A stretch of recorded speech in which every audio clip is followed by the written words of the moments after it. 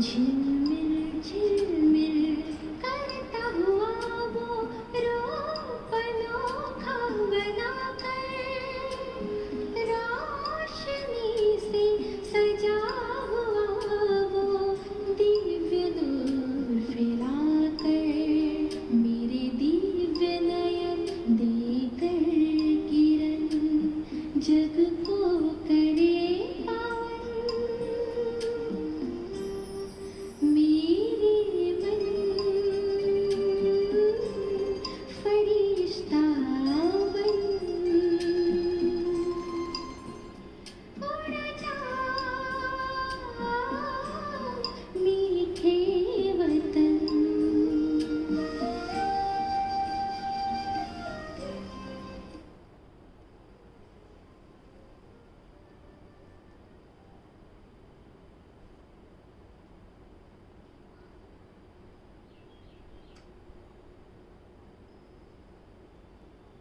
ओम शांति।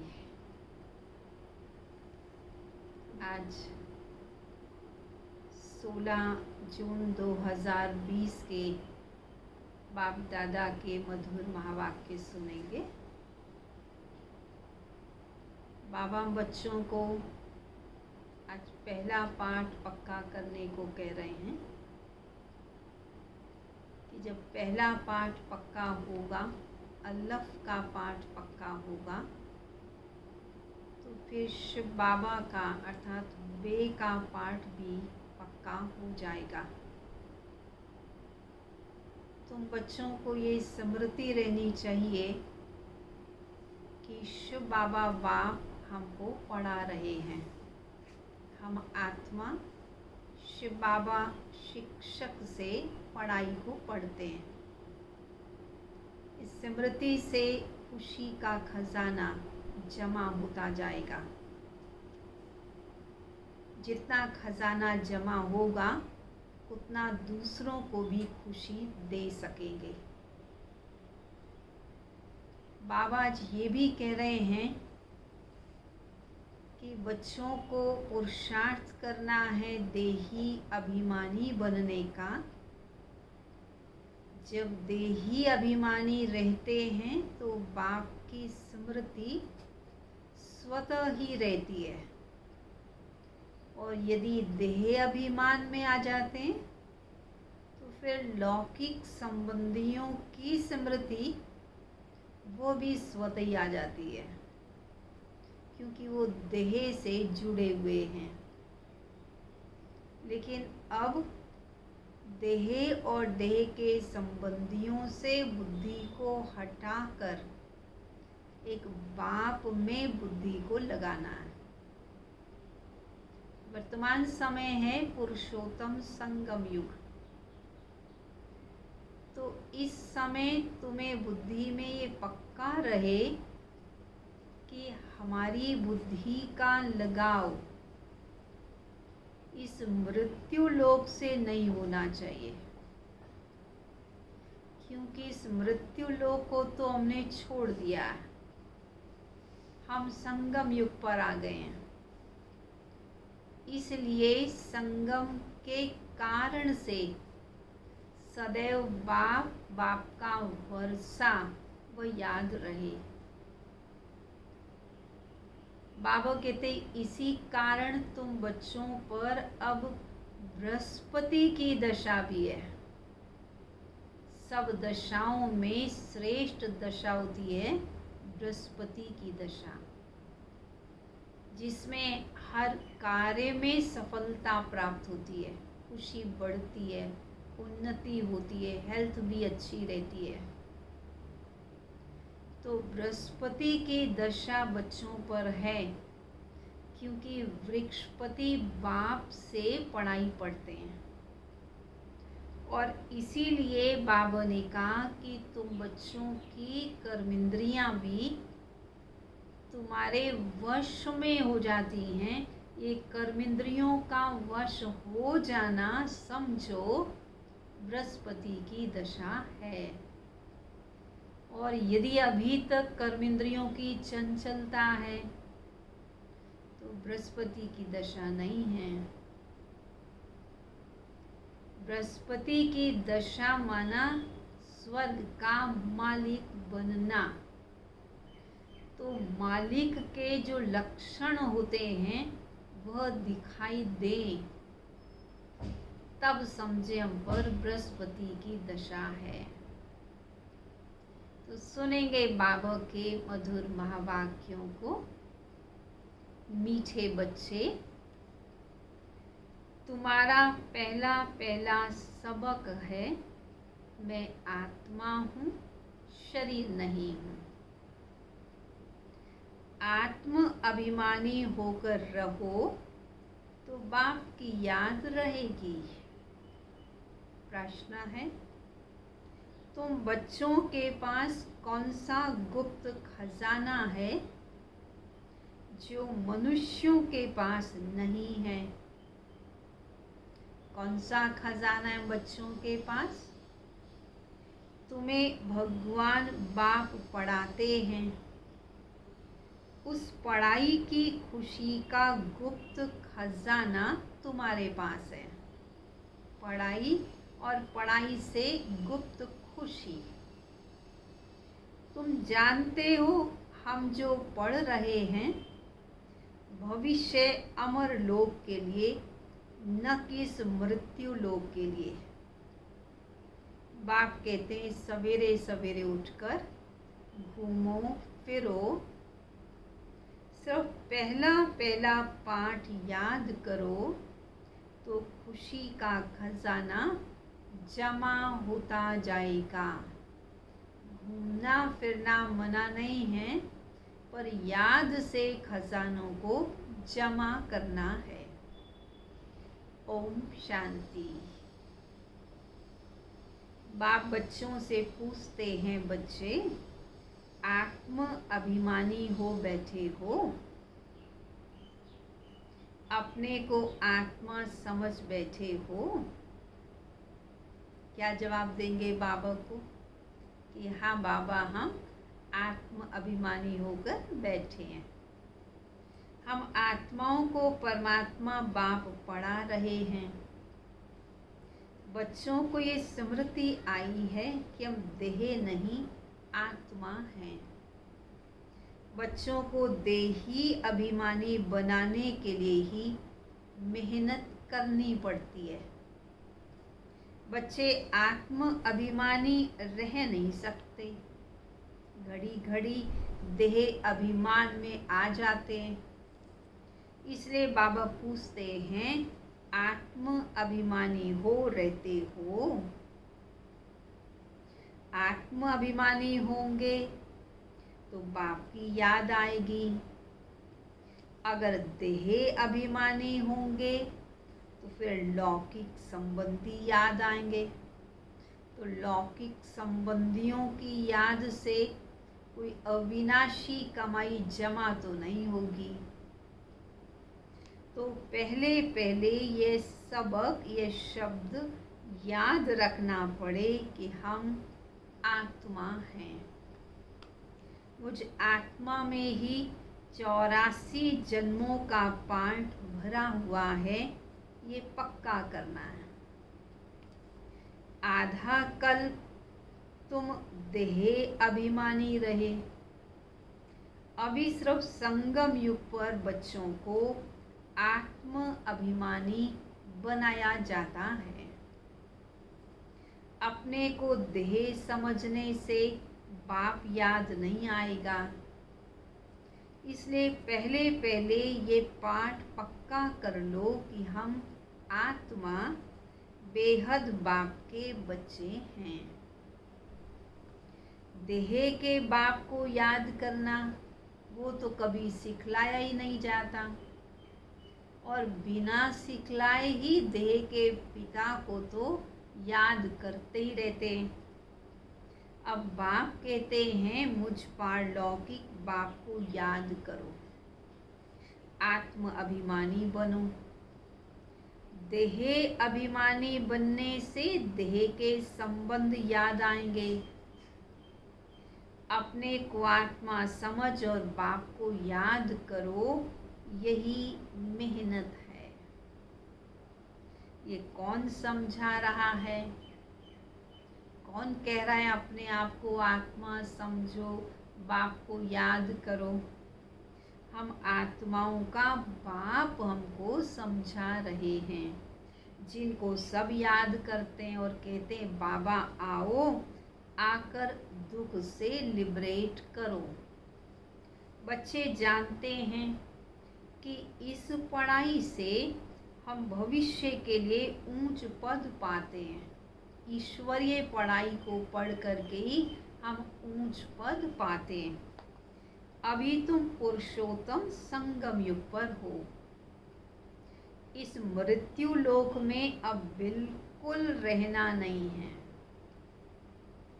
ये हमारी पढ़ाई है ही भविष्य 21 जन्मों के लिए। हम सतयुग अमर लोक के लिए पढ़ रहे हैं। अमर बाबा हमको ज्ञान सुना रहे हैं। तो यहाँ जब बैठते हो तो पहले पहले अपने को आत्मा समझ बाप की याद में रहना है, तो विकर्म विनाश होंगे। हम अभी संगम युग पर हैं, ये याद रहना चाहिए। बाबा हमको पुरुषोत्तम बना रहे हैं। कहते हैं मुझे याद करो तो तुम पुरुषोत्तम बन जाओगे। मैं आया हूँ मनुष्य से देवता बनाने। सतयुग में तुम देवता थे। अभी जानते हो कि हम कैसे सीढ़ी उतरे हैं। हमारी आत्मा में 84 जन्मों का पाठ नूंदा हुआ है। दुनिया में कोई नहीं जानते, क्योंकि वो भक्ति मार्ग में है। भक्ति मार्ग अलग है, ज्ञान मार्ग अलग है। जिन आत्माओं को बाप पढ़ाते हैं वो इस पढ़ाई को जानते हैं, बाकी तो कोई और जानता ही नहीं। यह है गुप्त खजाना भविष्य के लिए। तुम पढ़ते ही हो अमर लोक के लिए, न कि इस मृत्यु लोक के लिए। अब बाप कहते सवेरे उठकर मुझे याद करो। भले घूमो फिरो, पर पहला पहला सबक यह याद करो कि हम आत्मा हैं।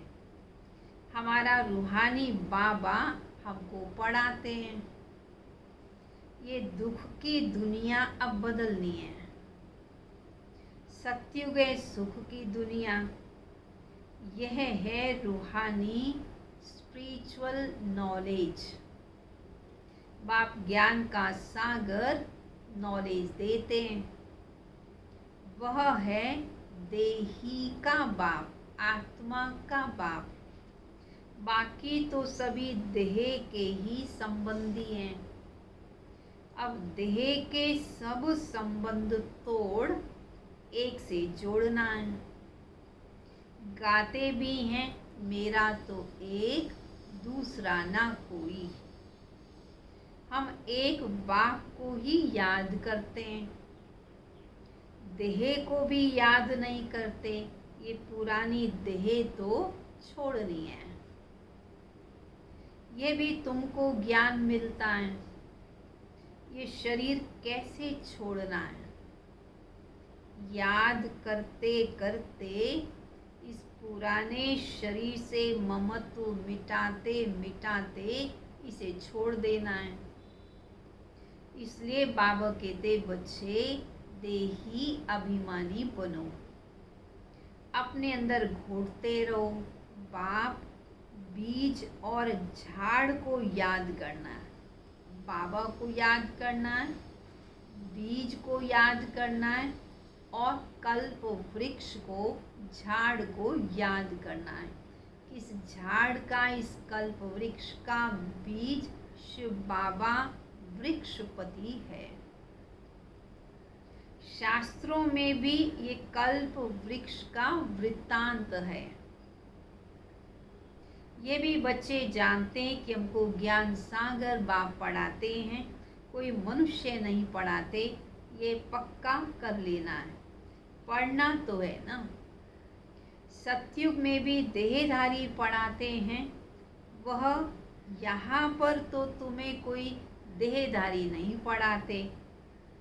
ये कहते मैं पुरानी देह का आधार ले तुमको पढ़ाता हूँ, कल्प कल्प मैं तुमको ऐसे ही पढ़ाता हूँ, फिर कल्प के बाद भी ऐसे ही पढ़ाऊँगा। अब मुझे याद करो तो तुम्हारे विकर्म विनाश हो। मैं ही पतित पावन हूँ, मुझे ही सर्वशक्तिवान कहते हैं, परंतु माया भी कम नहीं है, वह भी शक्तिमान है। कहाँ से कहाँ तक गिरा देती है। 84 के चक्र का भी गायन तो है ना। ये मनुष्यों की ही बात है कि मनुष्य ही 84 जन्म ले स्वर्ग से नरक में आ जाते हैं। बहुत पूछते हैं इन जानवरों का विचारों का क्या होगा। अरे पहले तो इंसान ही बेचारे बने हुए हैं, उनका कल्याण तो हो जाने दो। जानवर आदि की बात नहीं है, बाप भी बच्चों से बात करते हैं। बाहर वाले तो बाप को जानते ही नहीं, फिर वो क्या बात करेंगे।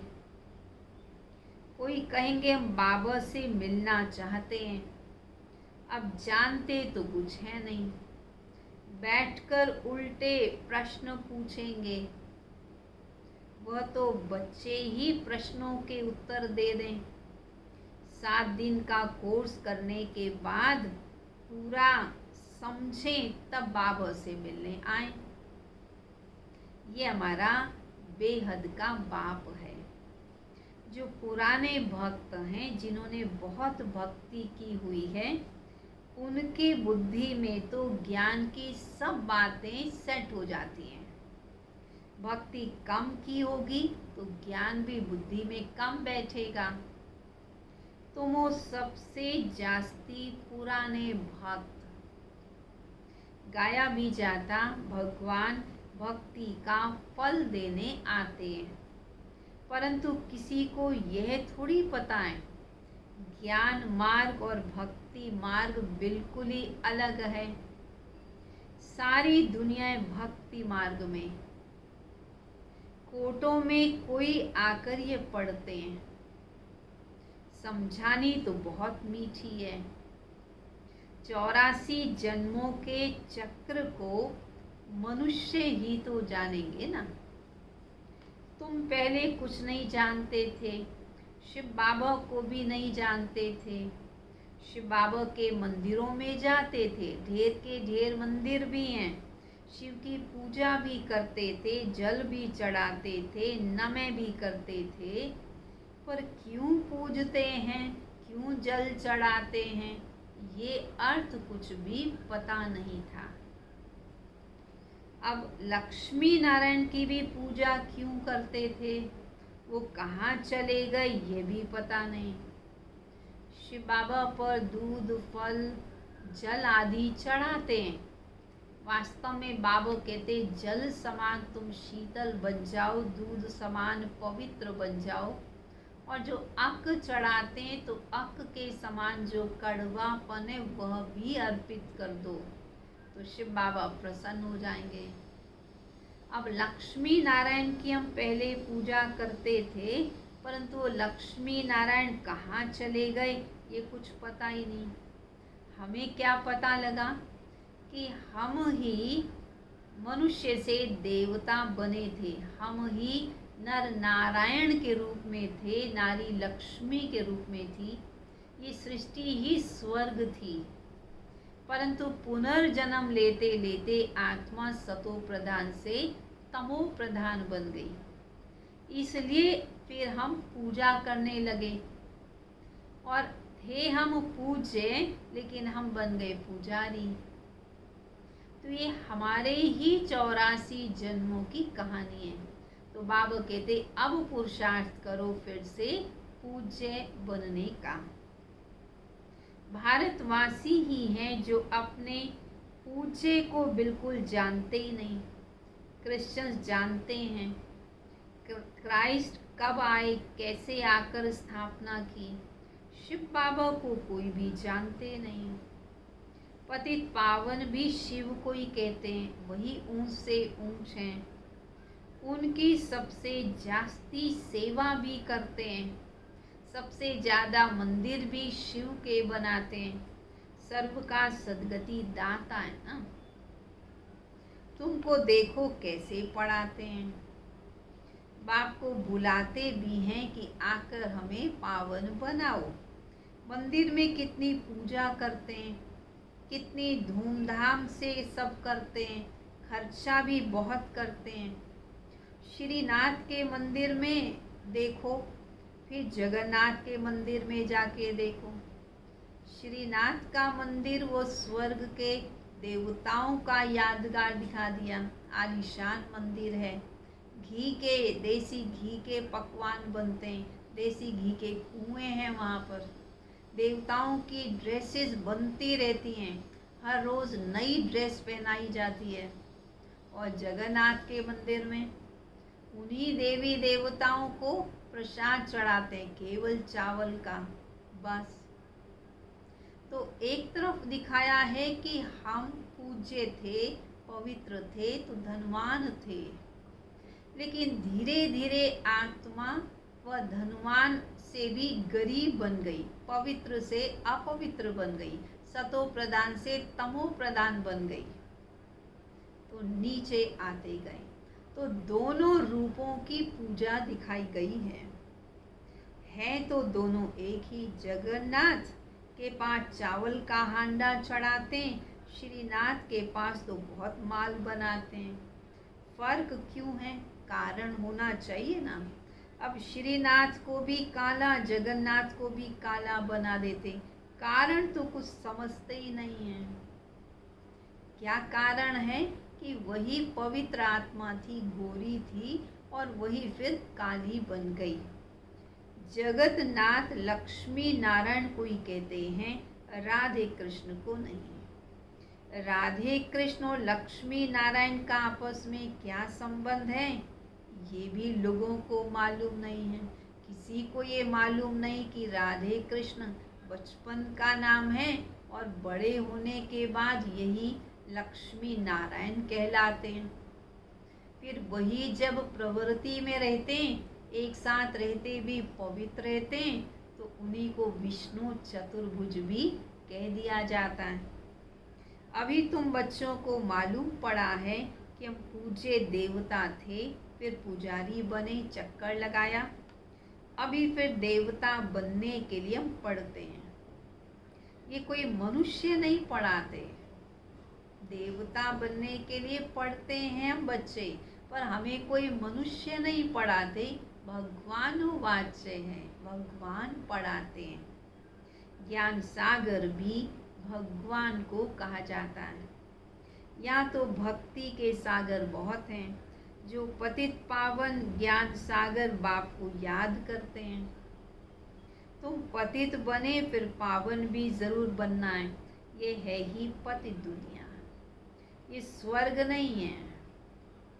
वैकुंठ कहाँ है ये भी किसी को मालूम नहीं। कहते वैकुंठ गया तो फिर नरक का भोजन आदि तुम उनको क्यों खिलाते हो? यदि किसी ने शरीर छोड़ा और वो वैकुंठ चला गया, तो वैकुंठ गया तो फिर उन्हें हर साल श्राद्ध क्यों खिलाते, नरक का भोजन फिर क्यों खिलाते? सतयुग में तो बहुत ही फल फूल आदि होते हैं, यहाँ क्या है? ये तो नरक है ना। अभी तुम जानते हो बाबा द्वारा हम स्वर्गवासी बनने का पुरुषार्थ कर रहे हैं। पति से पावन बनना है। बाप ने युक्ति तो बताई है, कल्प कल्प बाप ही युक्ति बताते हैं। बाप कहते मुझे याद करो तो विकर्म विनाश होंगे। अभी तुम जानते हो कि हम पुरुषोत्तम संगम युग पर हैं। तुम ही कहते हो बाबा, हम 5000 वर्ष पहले भी देवता बने थे। तुम ही जानते हो। कल्प कल्प ये अमर कथा तुम बाबा से सुनते हो। शिव बाबा ही अमरनाथ है। बाकी ऐसे नहीं कि पार्वती को बैठ कोई कथा सुनाते हैं। वह तो है भक्ति। ज्ञान और भक्ति को तुमने ही समझा है। ब्राह्मणों का दिन और ब्राह्मणों की रात। बाप समझाते, बच्चे तुम तो ब्राह्मण हो ना। आदि देव भी ब्राह्मण ही था, देवता तो नहीं था। आदि देव के पास जाते हैं। देवियों के भी कितने नाम हैं। तुमने सर्विस की, तुमने सेवा की, तब तुम्हारा गायन देवियों के रूप में होता है। भारत जो वॉइसलेस था वह फिर विशेष बन जाता है। अभी रावण राज्य है। संगम युग पर तुम बच्चे अभी पुरुषोत्तम बनते हो। तुम्हारे पर बृहस्पति की दशा अविनाशी बैठती है। तब तुम अमरपुरी के मालिक बन जाते हो। बाप तुम्हें पढ़ा रहे हैं मनुष्य से देवता बनाने के लिए। स्वर्ग के मालिक बनने को बृहस्पति की दशा कहा जाता है। तुम स्वर्ग अमरपुरी में तो जरूर जाओगे। बाकी पढ़ाई में दशाएं नीचे ऊपर होती रहती हैं। बाबा कहते तुम मेरे बने हो, पढ़ाई पढ़ रहे हो तो स्वर्ग में तो जरूर जाओगे। परंतु कभी तुम पढ़ाई बहुत अच्छी पढ़ते हो, कभी कम पढ़ते हो। दशाएं बदलती रहती हैं। याद भी भूल जाती है। इसलिए पद भी नंबरवार मिलेगा। स्वर्ग में तो निश्चित रूप से जाएंगे, लेकिन पद नंबरवार पाएंगे। बाप ने कहा मुझे याद करो। गीता में भी है, भगवान वाच्य का महाशत्रु है। पढ़ते भी हैं परंतु विकारों को जीतते थोड़ी हैं। भगवान ने कब कहा का महाशत्रु है? ये 5000 वर्ष हुए। अब फिर भगवान कहते हैं बच्चे इन विकारों पर जीत पानी है। ये आदि मध्य अंत विकार दुख देते हैं। मुख्य है काम पर जीत पाना। इस पर ही कहा जाता काम जीते जगत जीत। इस समय मनुष्य पतित बनते हैं। बाप आकर के सभी को पावन बनाते हैं ड्रामा अनुसार। बाबा बार बार कहते पहले पहले अल्लाह की बात याद करो। श्रीमत पर चलने से ही तुम श्रेष्ठ बनोगे। ये भी तुम समझते हो कि हम पहले श्रेष्ठ थे, फिर भ्रष्ट बने। अब फिर श्रेष्ठ बनने का पुरुषार्थ कर रहे हो, तो तुम्हें दैवी गुण भी धारण करने हैं। किसी को दुख नहीं देना है, सबको रास्ता बताना है।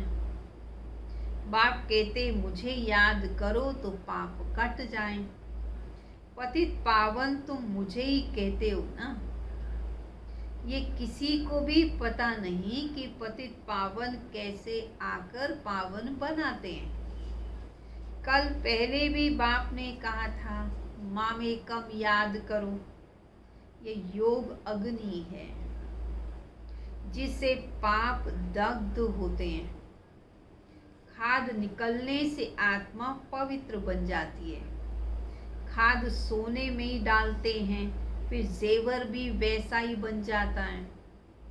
सोने में मिलावट होती है तो जेवर भी वैसा बनता है। अभी तुम बच्चों को बाप ने समझाया है आत्मा में कैसे खाद पड़ी है और उसको निकालना कैसे है। बाप का भी ड्रामा में पार्ट है जो तुम बच्चों को आकर देही अभिमानी बनाते हैं। पवित्र भी बनना है। तुम जानते हो सतयुग में हम वैष्णव थे, पवित्र ग्रस्त आश्रम था। अभी हम पवित्र बन और विष्णुपुरी के मालिक बनते हैं। तुम डबल वैष्णव बनते हो।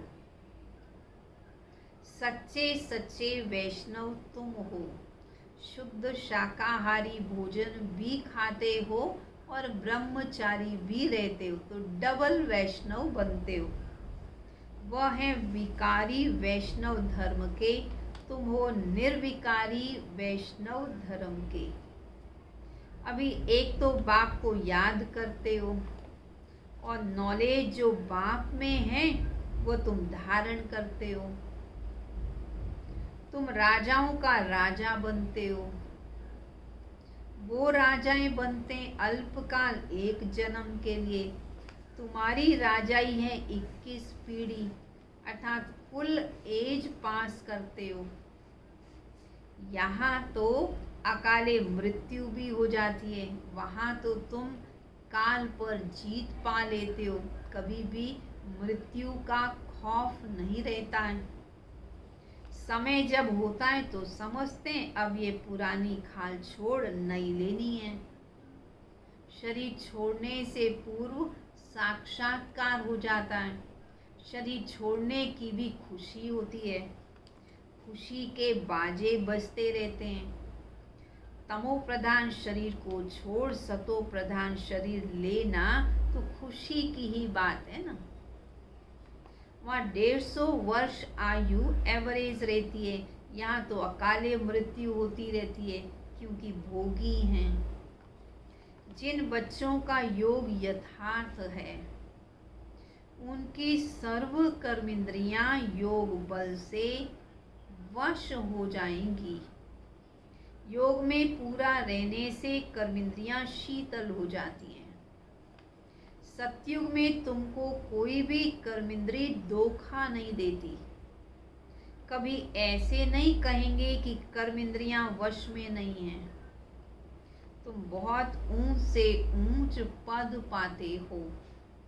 इसको कहा जाता बृहस्पति की दशा। कर्मेंद्रियों का वश होना अर्थात बृहस्पति की दशा, अविनाशी दशा। वृक्षपति मनुष्य सृष्टि का बीज रूप है बाप। बीज है ऊपर में, उनको याद भी ऊपर में करते हैं। आत्मा बाप को याद करती है। तुम बच्चे जानते हो बेहद का बाप हमको पढ़ाते हैं। वह आते एक बार हैं अमर कथा सुनाने। अमर कथा कहो या सत्यनारायण की कथा कहो, उस कथा का भी अर्थ मनुष्य नहीं समझते। तुम तो सचमुच में नारायण बन जाते हो। सत्यनारायण की कथा से नर से नारायण बनते हो। अमर कथा से तुम अमर बन जाते हो। बाबा हर एक बात तुम्हें क्लियर कर समझाते हैं। अच्छा, मीठे मीठे सिकिलदे बच्चों प्रति माता पिता बाप दादा का याद प्यार और गुड मॉर्निंग। रूहानी बाप की रूहानी बच्चों को नमस्ते। रूहानी बच्चों की रूहानी बाप दादा को नमस्ते नमस्ते नमस्ते। धारणा के लिए मुख्य सार। योग बल से अपनी सर्व कर्मेंद्रियों को वश में करना है। एक वृक्षपति बाप की याद में रहना है।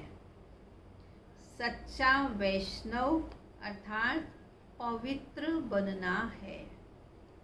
दूसरा, सवेरे उठकर बाप को याद करना है। पहला पाठ पक्का करना है कि मैं आत्मा हूँ, शरीर नहीं हूँ। हमारा रूहानी बाबा हमको पढ़ाते हैं ये दुख की दुनिया बदलनी है। ऐसी बुद्धि में सारा ज्ञान सिमरण होता रहे। वरदान, स्वयं के प्रति इच्छा मात्रम अविद्या बन, बाप समान अखंड दानी परोपकारी भाव। स्वयं इच्छा मात्रम अविद्या होंगे तो बाप समान दाता बन जाएंगे, तब निरंतर सबको दे सकेंगे। अखंड दानी व परोपकारी बन जाएंगे। जैसे ब्रह्मा बाप ने स्वयं का समय भी सेवा में दिया, स्वयं निर्माण बन बच्चों को मान दिया, काम के नाम की प्राप्ति का भी त्याग किया। मैंने ये काम किया, मैंने कार्य किया, उसका भी त्याग। नाम मान शान सब में परोपकारी बने, अपना त्याग कर दूसरों का नाम किया। बाबा हमेशा कहते थे ये कार्य तो बच्चे ही करते हैं, बच्चे मेरे से आगे हैं, बच्चे मेरे से होशियार हैं। तो बाबा नाम भी बच्चों का करते थे। स्वयं को सदा सेवाधारी समझा, बच्चों को मालिक बनाया।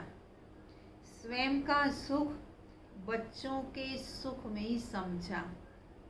ऐसे बाप समान इच्छा मात्रम अविद्या अर्थात मस्त फकीर बन, अखंड दानी परोपकारी बनो, तो विश्व कल्याण के कार्य में तीव्र गति आ जाएगी। विश्व कल्याण की जो स्पीड है वो फास्ट हो जाएगी। केस और किस्से समाप्त हो जाएंगे। स्लोगन, ज्ञान गुण और धारणा में सिंधु बनो। ज्ञान गुण और धारणा में सिंधु अर्थात सागर बनो। स्मृति में बिंदु बनो, याद बिंदु को करो। हर कार्य जो पूरा हो जाए वहाँ बिंदु लगाओ, फुल स्टॉप लगाओ। और ज्ञान गुण शक्तियों में सिंधु अर्थात सागर बन जाओ और सबको देते जाओ। अच्छा, ओम शांति। चलेंगे सभी बाबा की मधुर याद में।